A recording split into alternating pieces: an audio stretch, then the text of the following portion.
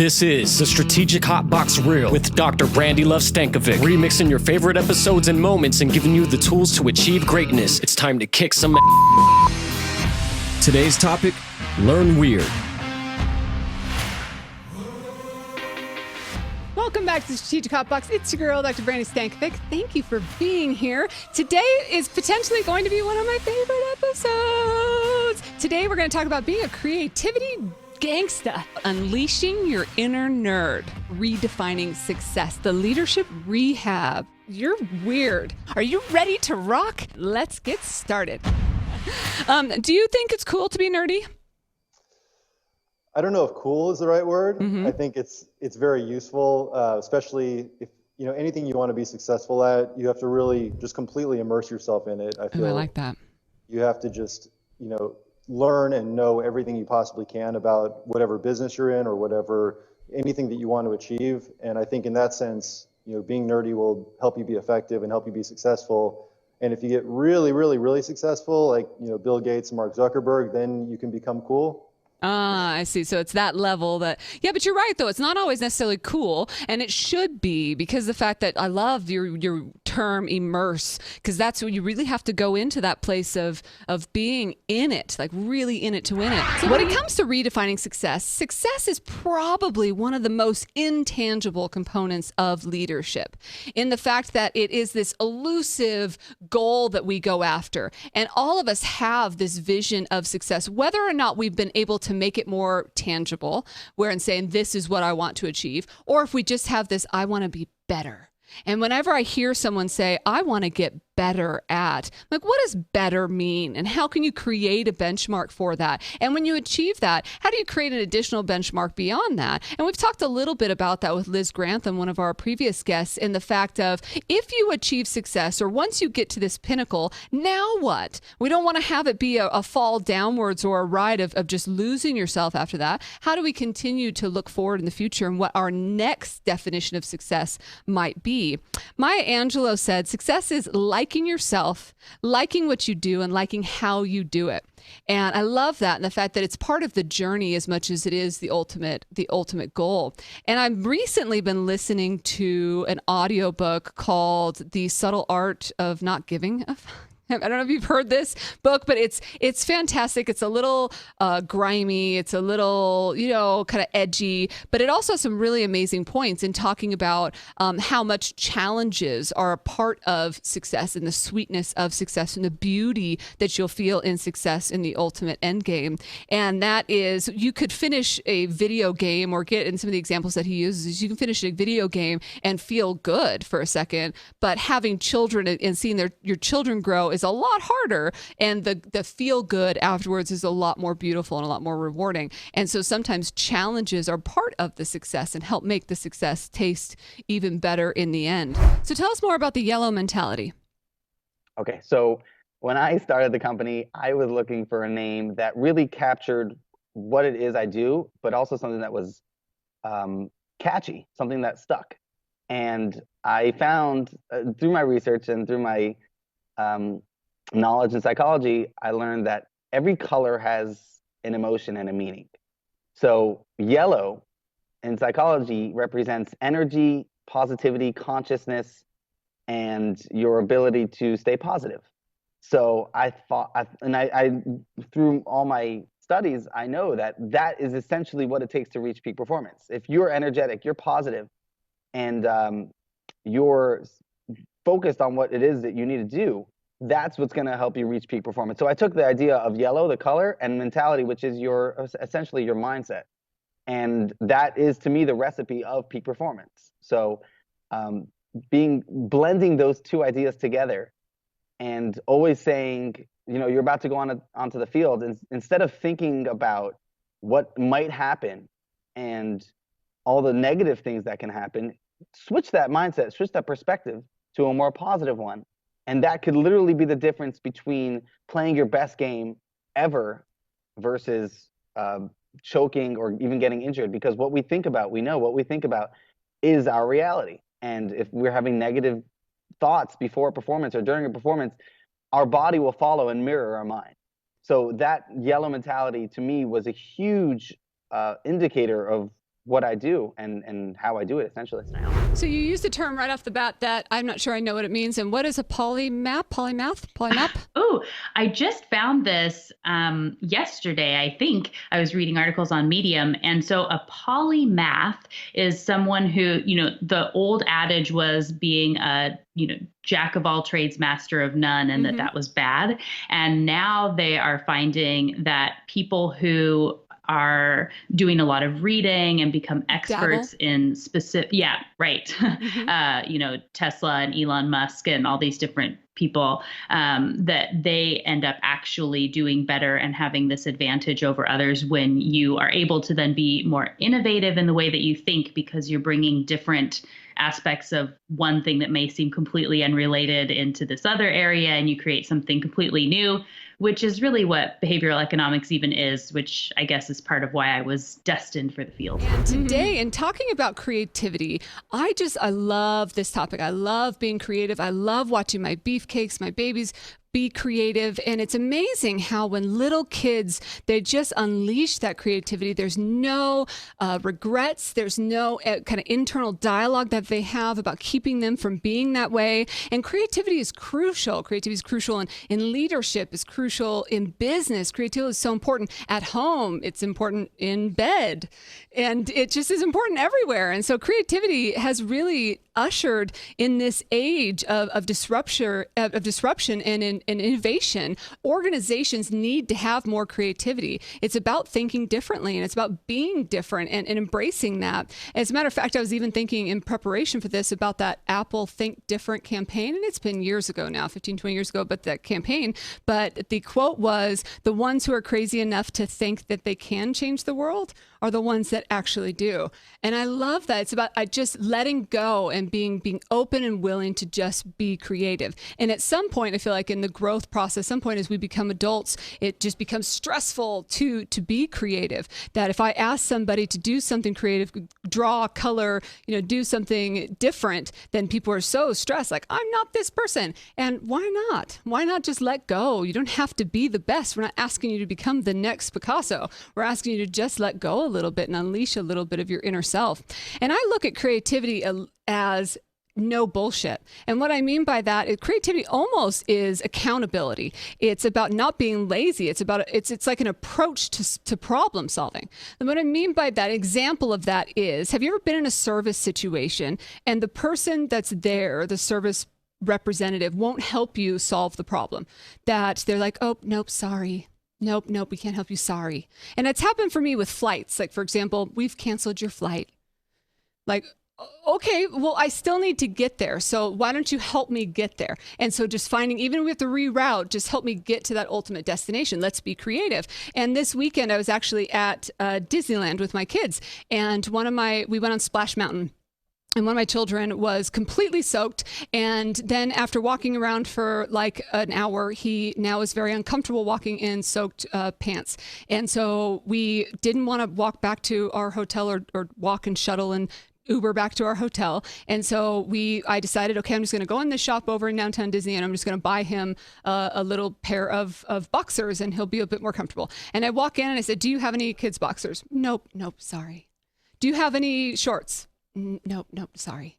And it's a clothing store, and I see things around and I'm going, okay, well, could you help me kind of think this through, right? And ultimately they ended up having men's boxers in extra small, which ended up being fine. They were like little shorts for him.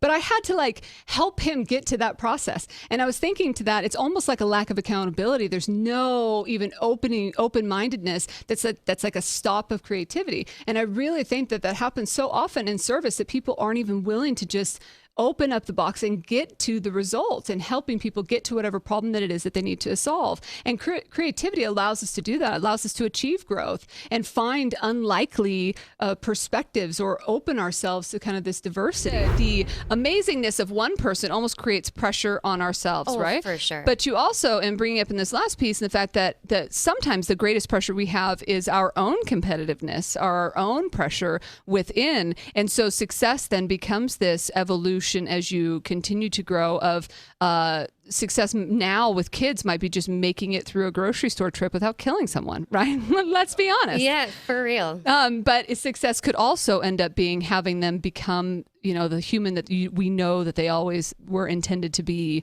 or something to that effect. Yeah, absolutely. And I mean, success takes so many different forms when you're a parent. And I think that it's made me chill out a little bit on that voice inside my head. Maybe not a ton, but, and you brought up a good point, Brandi, about money's not everything, And so I think success and the definition of really is unique to the individual. And I think happiness plays a big part in that. So you can have all the money in the world and be super, super successful, but are you happy? Absolutely. So do you feel like that people ever have this moment of realization of where they stop and go, okay, I made it. I'm here. I've gotten to success and we're good now? I'm sure they do. I kind of feel like the Jerry Maguire moment happened to me last year about this time. And I was just like, okay, I'm really successful. I'm making a ton of money. I adore my clients, but ... Right. I'm unhappy. So I'm the only person that can change that. So I, changed it up, and taking that step back from a pay standpoint, it's about being happy and being true to yourself and doing what you want to do, not what somebody else is pushing you into doing. Right. Absolutely. So tell us, has there ever been an experience, a disaster, or a lesson learned? Well, the lesson learned, I think, for me, I don't know if I'd call it a disaster, but you talk about leadership, and I played volleyball in college at Arizona, and we were a club team, but we were a really, really good club team. We won national championships, and we had great players on the team. I was arguably the worst player on the team, pretty safe to say. And so I'd always kind of thought of the leaders of the team are the 2 or 3 guys that are the best players, and they sort of lead and everyone else follows. But what I learned through that experience playing there is that that's not really true, that everyone on the team can lead. I could go up to the best player on the team and tell him something that maybe he could be doing better, or if there's something the other team is doing that he's not picking up on. So it's really not about your position as a leader. Anyone can display leadership and have that quality. Sure. Whatever your role is. So I thought that was a really good thing to take away and to. Yeah. Yeah, it doesn't matter what, and that's important in leadership in general, and things that we were talking about, the fact that you don't have to be a manager or leading people in order to be one of the most powerful leaders of a team or of a group. And then how does creativity, and how did you end up using this to help people to tap into their own? So I just kept drawing, and the more I drew, the more I had to think about, and the more I had to get at and figure out things.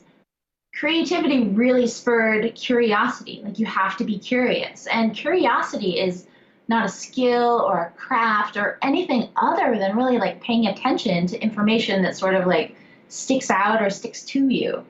So creativity, I think, is more of a habit than any sort of innate way of being. So like, if you love math, you can dig into all things mathematical. And that's as creative, if not more creative, than making a painting or writing a play.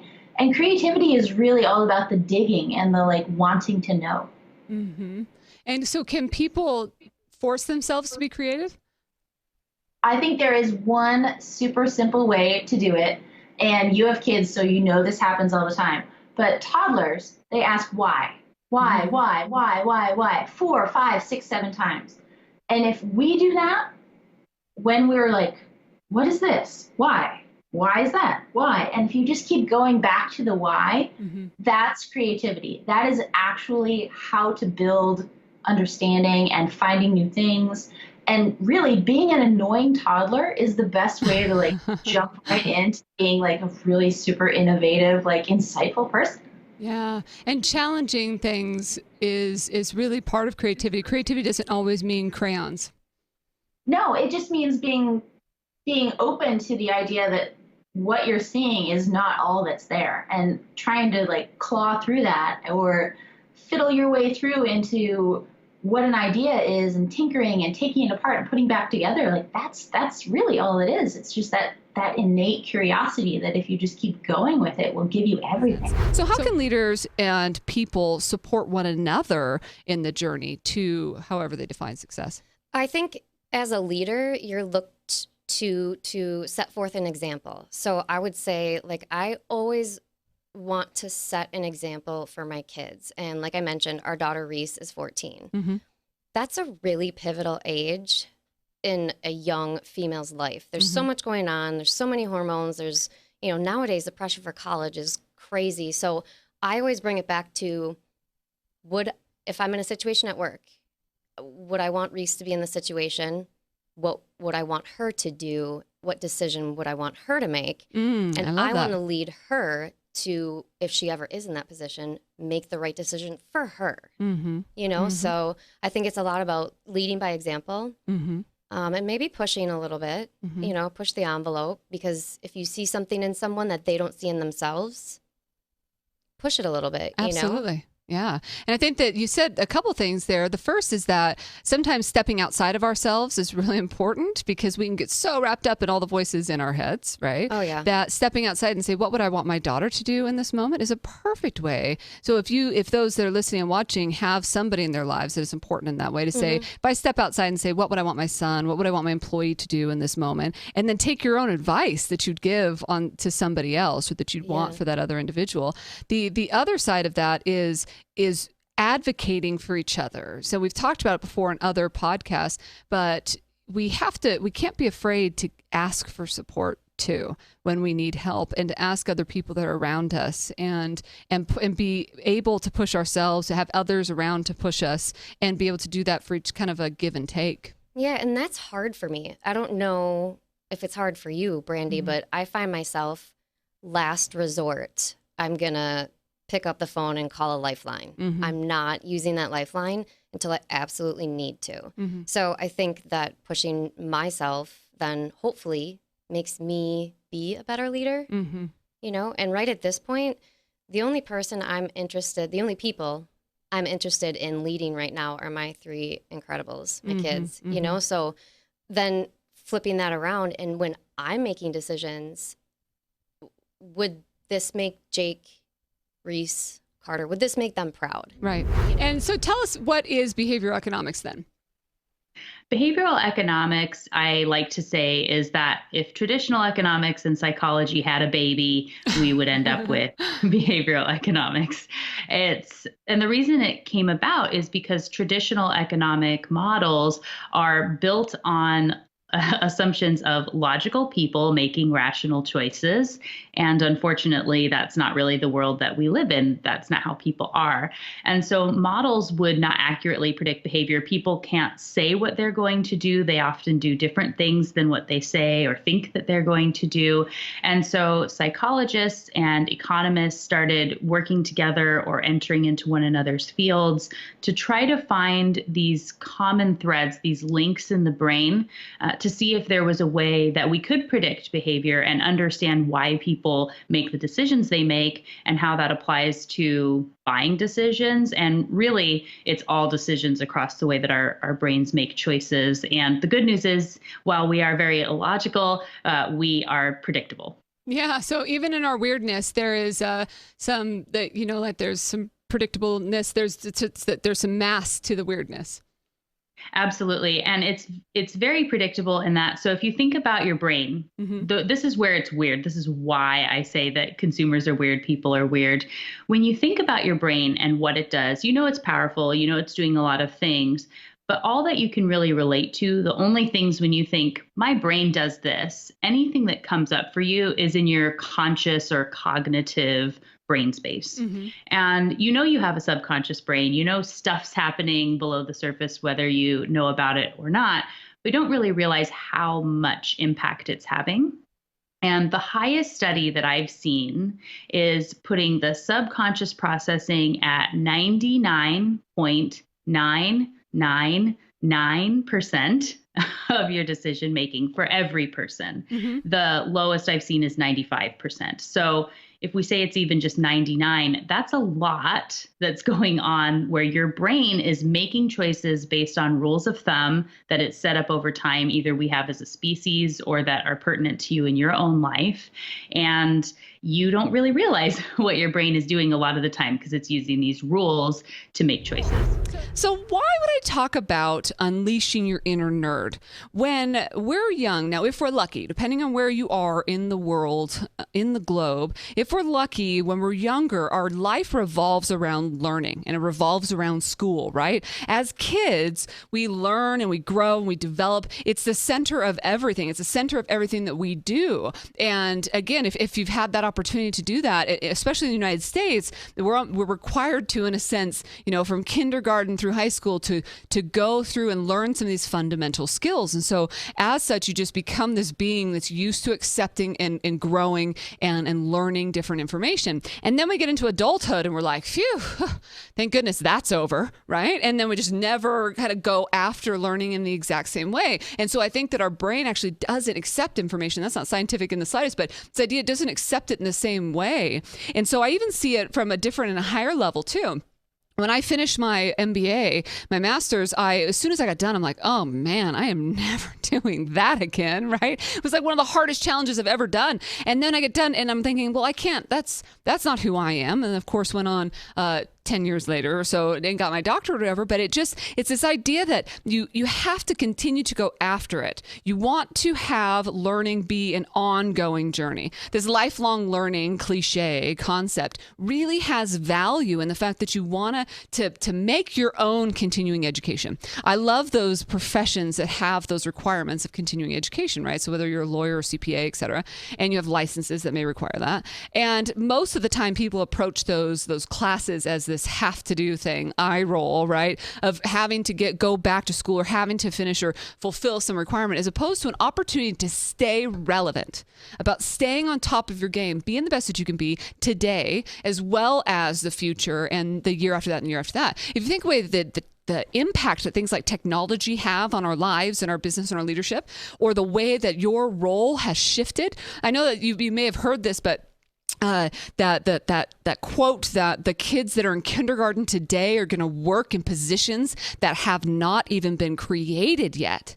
That kids that are in kindergarten today, so my little dudes, my beefcakes that you've seen in the videos and podcasts, they're going to work in jobs that aren't even thought of yet, right? And if you think about that, even the jobs that you have, for those of you that are tenured at your positions, how much has changed and shifted in that area? And one of the things that we'll talk about with our subject matter expert today, he's in energy, how much that's shifting and the way that that's going to change over the next several years, right? And so some organizations come in and they revolutionize. It is time for us to kick some ass. So here's top 5 kick ass. Number 1, when it comes to redefining success, is to reevaluate your perception of that. Listen to the voice in your head that's telling you to just slow down, to smell the roses, to understand, especially if you're a high-performing leader. If you're somebody out there that is trying to maximize success, that has a tough time asking for help, that it really thinks that they need to be the best part of their game in all aspects of their life, take a break, give yourself a break, and reevaluate your perception of what success really is. Number 2 is know the message. Actually, what the message is and the ultimate result of getting that message across. If you know what that message is and how it's received, little things like numbers can make a big impact. Number 3 is expressing yourself, whatever that looks like. It doesn't have to be a crayon box. It doesn't have to be picking up a pen and paper. It could just be being frustrated and hitting that point of prod and knowing that it's time to be innovative, be creative. Number 4 is to review, reset, and reward. I think that we often forget to reward ourselves for small wins. We do this so much in our business and our leadership goals. We don't do it enough in our own personal leadership goals. So we want to reward the small wins. And the final one, number 5, is to read. Jeremy talked about it in reading his trade magazines and journals and that type of thing. I talked about it, the fact that we're in this tweet society. We're getting a little lazy when it comes to reading. Reading is essential. Read the books that are out there. Google things that you need to Google. Know what's happening in the world. Know what's happening in politics. Know what's happening in your life. This is your life. This is your chance. Now is the chance to go out there and to be the best that you can be in whatever field or growth that you're in. Just like Jeremy said, you don't have to be the manager or the boss in order to do this. You can be just a pretty kick-ass whatever position or leadership role that you're in. There's your top 5 kick-ass strategies.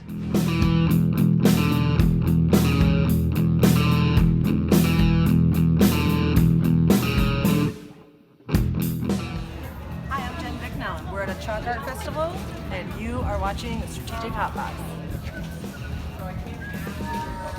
This is Lucy Davis, live at Canvas Painting Party in Helena, Montana. Come on in and paint with us. I just painted tonight with Brandi at Strategic Hotbox. Hi, my name's Tanya, and I'm an educator in the fabulous Las Vegas, Nevada. You're listening to my girl, Brandi Stankovic, on the Strategic Hotbox. And thank you to all of you for joining us and continuing to join us on the podcast. If you want to hear us or, give us any topics, things you want us to tackle on the podcast, head on out to the strategichotbox.com or hit us up on social media at Strategic Hotbox on Insta or at Brandilove, BRANDILUV on Insta or Twitter. Until I see you again, get out there and kick some ass.